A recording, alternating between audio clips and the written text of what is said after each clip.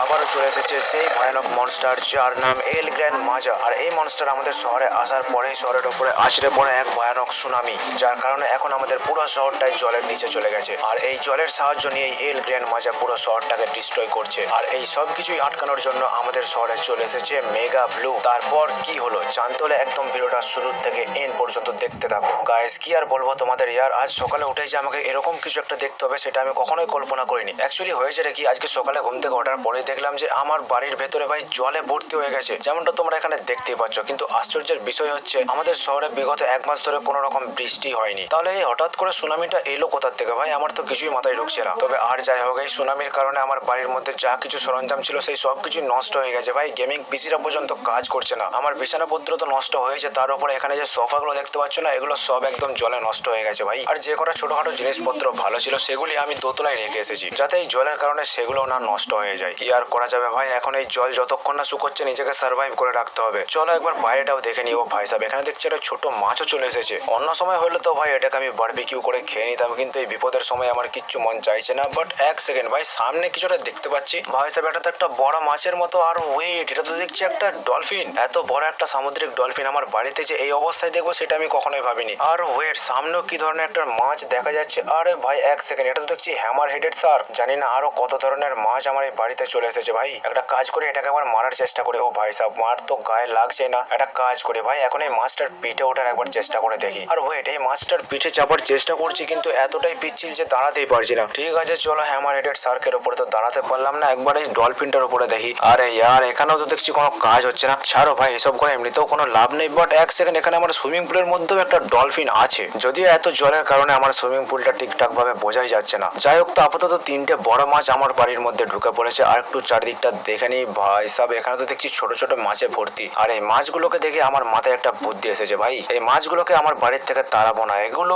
আমার সার্ভাইভের কাজে লাগবে। হ্যাঁ গাইস, তোমরা ঠিকই ভেবেছো, এখন আমি এই মাছগুলিকে প্রত্যেকদিন বারবিকিউ করে খেতে চলেছি। কিছু করার নেই ভাই, কারণ আমার এমনিতেও বাড়ির মধ্যে যা রেশন ছিল সেই সব কিছুই নষ্ট হয়ে গেছে। এখন এই সামুদ্রিক মাছগুলো খেয়ে বেঁচে থাকাই আমার একমাত্র উপায়। এনিওয়েজ, তো এখন তোমরা আমার সামনে দেখতে পাচ্ছ একটা লাইফ বোট, মানে ছোট স্টিমারও বলতে পারো। এই স্টিমারটা আমি অনেকদিন আগেই কিনেছিলাম, ভেবেছিলাম যে আমি আর সিনচান সমুদ্রে রাইড করবো এটা নিয়ে, কিন্তু কোনোদিনও ভাবিনি যে এই স্টিমারটা আমার এইভাবে কাজে লেগে যাবে। যাই হোক, তো চলো, অনেকক্ষণ থেকে বাড়ির ভেতরে বসেছিলাম, এরপর একটু চারিদিকটা ঘুরে আসি। আর এক সেকেন্ড ভাই সাহেব, পুলিশ স্টেশনের উপরে কিছু একটা দেখা যাচ্ছে ভাই। দেখে তো মনে হচ্ছে কিছু লোকজন ওখানে দাঁড়িয়ে আছে, বাট কারা এরা বুঝতে পারছি না। আরে ইয়ার ছাড়ো, ওদের দেখে আমার কোনো কাজ নেই। এখন একটা কাজ করে আমি এখন এয়ারপোর্টের দিকে চলে যাই একবার, কারণ আমি শুনেছি নাকি এয়ারপোর্টের যে মেন বিল্ডিং থাকে না তার উপরে হামেশাই একটা হেলিকপ্টার রাখা থাকে। আর এখন আমি সেই হেলিকপ্টারের খোঁজে এয়ারপোর্টের দিকে যাচ্ছি, কারণ আমার এই স্টিমারের মধ্যে বেশি পেট্রোল নেই। যতটুকু পেট্রোল আছে সেটা নিয়েই যদি আমি শহরের মধ্যে ঘুরে বেড়াই তাহলে ভাই মাঝ জলের মধ্যে আমি আটকা পড়ে যাব। আর সেটা যাতে না হয় তার জন্য আমার ওই হেলিকপ্টারটা লাগবে। বাই দ্য ওয়ে গাইস, এখানে এয়ারপোর্টের অবস্থাটা কি হয়েছে, চারিদিক তো জলে ভরে গেছে, তার সাথে ভাই এত বড় বড় প্লেন সেগুলো নষ্ট হয়ে গেছে, অনেক টাকা লস হয়েছে ভাই এখানে। যাই হোক, এখানে মেন বিল্ডিং এর দিকে আমি আগিয়ে যাচ্ছি আর অনেকটা কাছে চলে এসেছি, মানে সিঁড়ির কাছে আমি চলে এসেছি। এখন এই সিঁড়ির সাহায্যে আমাকে এই বিল্ডিং এর ছাদে উঠতে হবে, তার জন্য স্টিমার থেকে আমি লাফ দিয়ে দিয়েছি। ও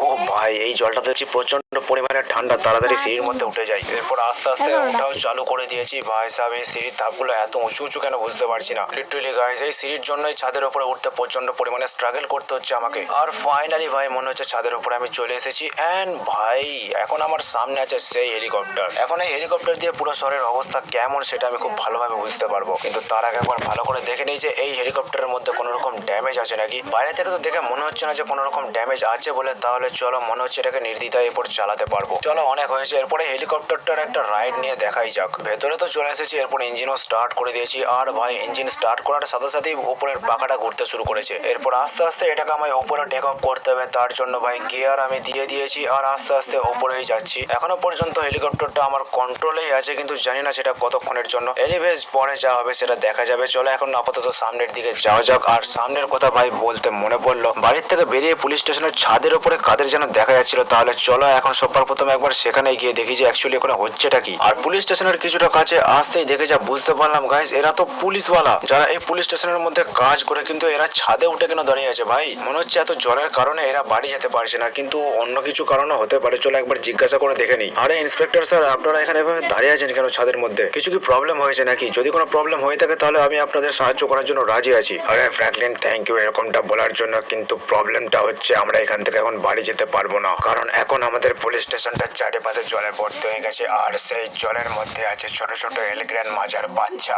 গাইস এই পুলিশওয়ালাগুলো কি বলছে, পুলিশ স্টেশনের চারিপাশে নাকি এলিগ্র্যান্ড মাজায় ভর্তি। আর ভাই এখানে তো দেখছি সত্যিই তাই, সত্যি সত্যি পুলিশ স্টেশনটার চারিপাশে জলে ভর্তি হয়ে গেছে আর সেই জলের মধ্যে আছে ছোট ছোট এলিগ্র্যান্ড মাজার বাচ্চা। তাহলে এতক্ষণে বুঝতে পারলাম যে এই পুলিশওয়ালাগুলো কেন ছাদের মধ্যে দাঁড়িয়ে ছিল। গাইস কেন জানি না, ছোট ছোট বেবি এলিগ্র্যান্ড মাজাগুলো দেখে আমার খুবই ভয় লাগছে, কারণ একটা বেবি এলিগ্র্যান্ড মাজা আমাদের পুরো শহরটাকে খেয়ে ফেলেছিল। যদি এগুলো বড় হয়ে যায় তাহলে কি ধরনের ক্ষতি আমাদের করতে চলেছে। কিছু একটা করার আগেই এই বেবি এলিগ্র্যান্ড মাজাগুলোকে যেভাবে হোক মেরে ফেলতে হবে। কিন্তু এখানে সুনামির কারণে পুলিশের বন্দুকগুলো নষ্ট হয়ে গেছে, তাই এখন অন্য কিছু ভাবে এদেরকে মারার চেষ্টা করতে হবে, যার জন্য এখন আমায় নিচে যেতে হবে। আর নিচে যাওয়ার পর এমন একটা ওয়েপেন খুঁজতে হবে যেটা দিয়ে আমি বেবি এলিগ্র্যান্ড গুলোকে মেরে ফেলতে পারবো। কিন্তু এখন নিচে যাবো কি করে ভাই, কারণ ওই যে বোটটা ছিল না সেটা তো আমি এয়ারপোর্টের মধ্যে ফেলে এসেছি। তাই এখন যদি খালি হাতে আমি জলের মধ্যে সাঁতার কাটতে শুরু করি তাহলে এই বেবি এলিগ্র্যান্ড গুলো আমায় নিয়ে পার্টি করতে শুরু করে দেবে। কিন্তু এক সেকেন্ড ভাই, পুলিশ স্টেশনের বাউন্ডারির বাইরে কিছু একটা দেখা যাচ্ছে ভাই, এটা তো আমার স্টিমারের মতনই লাগছে। আরে হ্যাঁ ভাই, এটাই তো আমার সেই স্টিমারটা। মনে হচ্ছে জলে ঢেউয়ে ভাসতে ভাসতে পুলিশ স্টেশনের সামনে চলে এসেছে। চলো একদিক থেকে তো ভালোই হয়েছে, এখন আমি নিচে যেতে পারবো। কিন্তু গাইস এই স্টিমার পর্যন্ত যেতে হলে কিছুটা হলেও আমাকে জলের মধ্যে সাঁতার কাটতে হবে। কিন্তু আমার ভয় লাগছে ওই বেবি এলিগ্র্যান্ড গুলো আমার উপর যেন অ্যাটাক না করে দেয়। আর মনে হচ্ছে সেটা হবে না, কারণ আমি একদম স্টিমারের কাছে চলে এসেছি আর স্টিমারের উপরে উঠেও গেছি। ভাই এখন অ্যাটাক করার কোনো কথাই উঠছে না। ভাই দাবাই চলো এরপর দেখা যাক চারিদিকটা ঘুরে আমি কি করতে পারি। সবার প্রথমে একটা কাজ করি, আমার বাড়ির চারিদিকটা একটু ছানবিন চালিয়ে দেখি এই জায়গায় কোনো ওয়েপেন কিছু পাওয়া যায় নাকি। বেবি এলিগ্র্যান্ড গুলোকে মারার জন্য ভাই একটা রকেট লঞ্চার তো লাগতো, কিন্তু এখন তো দেখছি এখানে বন্দুকও পাওয়া যাচ্ছে না, রকেট লঞ্চার কোথায় পাবো ভাই। চলো আর কি আর করা যাবে, ওই জায়গাতে তো আমি কিছুই পেলাম না। কিন্তু গাইস এক সেকেন্ড, সামনের এই জায়গাটা তো আমি আগে খেয়াল করিনি। বাকি সব জায়গার থেকে এই জায়গাটা কিছুটা উঁচু বলে এখানটা একটা আইল্যান্ডের মতো হয়ে গেছে ভাই, যার কারণে এখানটাতে জল পৌঁছাতে পারেনি। ভাই সাহেব চলো, অনেকক্ষণ থেকেই বোটটা চালাচ্ছি, এরপর এটা থেকে নেমে একটু রেস্ট নেওয়া যাক। আমাদের শহরের জল যতদিন না পুরোপুরি ভাবে শুকোচ্ছে ততদিনের জন্য আমি এই জায়গাতে একটা ক্যাম্প করে থাকবো। তাহলে ওই বেবি এলিগ্র্যান্ড গুলো আমার উপর অ্যাটাক করতেও পারবে না। আর খাওয়া দাওয়ার জন্য তো আমার বাড়ির চারপাশে মাছে ভর্তি। কিন্তু ভাই এক সেকেন্ড, হঠাৎ করে এরকম ভূমিকম্প স্টার্ট হয়ে গেল কেন ভাই? আরে চারিদিক তো কাঁপতে শুরু করেছে, কিছু একটা হতে চলেছে নাকি এখন? শুধু তাই নয়, আমার সামনে থেকে কি একটা আওয়াজও আসছে। আর ভাই এক সেকেন্ড, এখন আমি যা দেখছি সেটা কি সত্যি? আমার সামনে দাঁড়িয়ে আছে সেই ভয়ানক মনস্টার যার নাম হচ্ছে এলিগ্র্যান্ড মাজা। কিন্তু ভাই এলিগ্র্যান্ড মাজা হঠাৎ করে আমাদের শহরে এলো কেন আবার? আর এই দেখো এরপর আমাদের শহরের দিকে আস্তে আস্তে এগিয়ে চলেছে আর আমাকে কি খেয়ে ফেলবে? আরে ভাই সাহেব এক সেকেন্ড, এটা কি হলো ভাই? এটা তো দেখছি আমি এলিগ্র্যান্ড মাজার আর পার হয়ে গেলাম, মনে হচ্ছে দাঁতের ফাঁক দিয়ে আমি গলে গেছি। চলো এই যাত্রায় তো আমি বেঁচে গেছি, কিন্তু এক সেকেন্ড, এলিগ্র্যান্ড মাজা এখন যাচ্ছে কোথায়? একেবারেই আমার ওপর দিয়ে হয়ে শহরের মধ্যে ঢুকে পড়েছে। আর শহরের মধ্যে ঢোকার পর ভাই এক সেকেন্ড, মেন সিটির মধ্যে আস্তে আস্তে এগিয়ে যাচ্ছে। দেখে এমনটা মনে হচ্ছে যে সবকটা বিল্ডিং আজকেই খেয়ে ফেলবে ভাই। আরে হ্যাঁ, মনে হচ্ছে সেরকমটাই তো হতে চলেছে। কিন্তু এক সেকেন্ড, এটা তো দেখছি উল্টো হয়ে গেল। এলিগ্র্যান্ড মাজা বিল্ডিং গুলো না খেয়ে সোজা জলের তলায় চলে গেল। মনে হচ্ছে এলিগ্র্যান্ড মাজার এখন ঠিকঠাক ভাবে খিদে পায়নি, তাই বিল্ডিং গুলো ছেড়ে দিল। কিন্তু খিদে পাওয়ার আগে আমাকে কিছু একটা করতে হবে। চলো ইয়ার সবার প্রথম একবার বান্টিকে কল করে দেখি যে বান্টি কি বলে। আচ্ছা আচ্ছা ঠিক আছে, আমি এখনই আসছি। চলো ইয়ার বান্টির সাথে আমার কথা হয়ে গেছে। আর বান্টির কথা শুনে যা বুঝতে পারলাম, আমাদের যে ওল্ড হাউসটা আছে না তার পিছনের বিল্ডিং গুলোর ওপরে একটা পাগল সায়েন্টিস্ট আছে। আর সেই পাগল সায়েন্টিস্টের অ্যাকুয়ারিয়ামের মধ্যে নাকি একটা অদ্ভুত টাইপের মাছ আছে। সেই মাছটাই নাকি এখন আমাদের এই শহরটাকে বাঁচাতে পারবে। আমার তো মনে হচ্ছে বান্টি আমার সাথে ইয়ার্কি করছে ভাই, নইলে অ্যাকুয়ারিয়ামের মধ্যে যে মাছগুলো থাকে না ওগুলো তো খুবই ছোট ছোট হয়ে থাকে। এলিগ্র্যান্ড মাজার কাছে সেগুলো কিছুই নয়, কিন্তু তবুও না দেখা পর্যন্ত আমি কিচ্ছু কাজ করতে পারছি না। আর এছাড়া আমার কাছে কোনো রাস্তাও নেই। তাই চলো সবার প্রথম ওখানে গিয়েই দেখি যে অ্যাকচুয়ালি ব্যাপারটা কি। ওয়েল তো এখানেই আমার সেই ওল্ড হাউস আর তার পিছনে আছে সেই বিল্ডিং, কিন্তু সেটা আর জলের তলায় যেতে একটুই বাকি আছে। চলো যাই হোক, সেই বিল্ডিং এর উপরে আমি চলে এসেছি। আর বিল্ডিং এর উপরে আসার পরে ভাই সত্যি সত্যি এখানে একটা সায়েন্টিস্ট দাঁড়িয়ে আছে হাতে ইঞ্জেকশন নিয়ে। ভাই বান্টি তোমায় বলেছিল একটা পাগল সায়েন্টিস্ট। আমার ভয় লাগছে এই সায়েন্টিস্টটা যেন আমার উপরেই না ইঞ্জেকশন ফুকিয়ে দেয়। কিন্তু চলো তবে এই সায়েন্টিস্টের সাথে আমার কথা হয়ে গেছে। আর সায়েন্টিস্টের কথা অনুযায়ী যা বুঝতে পারলাম গাইস, এই অ্যাকুয়ারিয়ামের মধ্যে যে মাছটা আছে না এটা অ্যাকচুয়ালি কোনো মাছ নয় ভাই, এটা তো হচ্ছে সেই